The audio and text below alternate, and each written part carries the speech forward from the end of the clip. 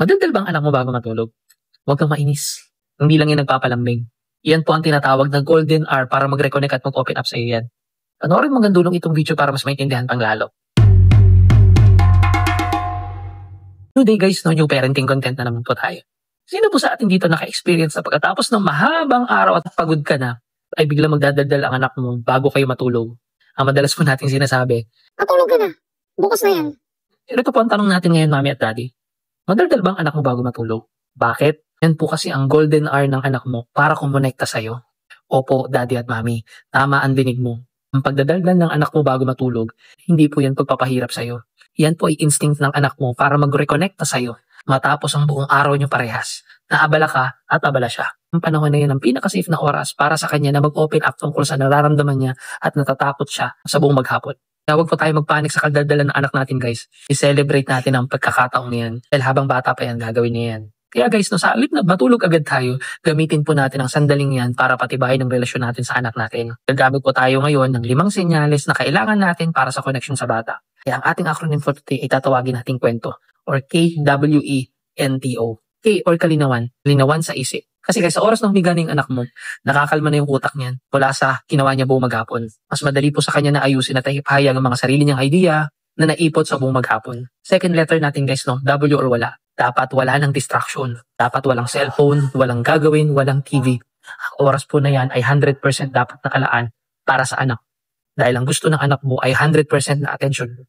Third letter natin guys, no, E or emosyon. Gusto ng anak mo mag-express ng emosyon niya. Gusto niya sabihin yung takot niya, yung galit niya, masaya siya, na hindi niya na-express sa buong maghapon. Lalabas at lalabas yan pa nagkikwentuhan na kayo. Kasi guys, pwede ka rin yung tanongin tungkol sa kaibigan niya o sa kaaway niya sa school. Makinig ka ng mabuti sa anak mo.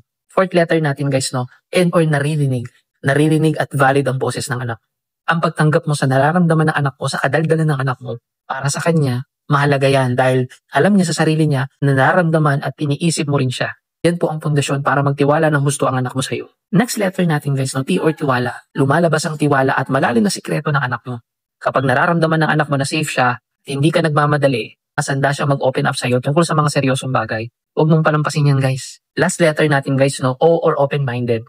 Open-minded na kaisipan. Pag relax ng anak mo, mas tanggap mo niya ang magiging payo mo at mabubuksan ang isip niya dahil nag-uusap. Kaya guys, no, gamitin po natin ang bedtime bilang strategic parenting tool natin. Maglaan po tayo guys ng oras, kahit mga 10 to 15 minutes lang per day para sa kwentuhan, ay pwedeng-pwede na po yan. Pag nasabi niya ng lahat, tapos na ang oras, sabihin time to rest nak. Magtanong din po tayo guys ng mga open-ended questions. Huwag po tayo magtanong na sa ibang araw mo nak. Magtanong po tayo guys ng pinaka naaalala niya nangyayari ngayong araw at bakit nangyari yun. Dahil di lang dapat yung mga magaganda ang ikwento niya sa'yo. Even yung mga pangit na experience at pakinggan mo lang siya. Huwag rin po tayo mag-judge sa mga ikwento ng anak natin. Dapat po yung mga kwento ng anak mo, hindi yan simula ng sermon natin o parusa natin. Makinig po tayo at i-validate natin ang gusto. Yung ko na-realize guys, ng pagdadaldal ng anak ko bago matulog, yan po ay napaka-importante para sa emotional check-in ng anak natin.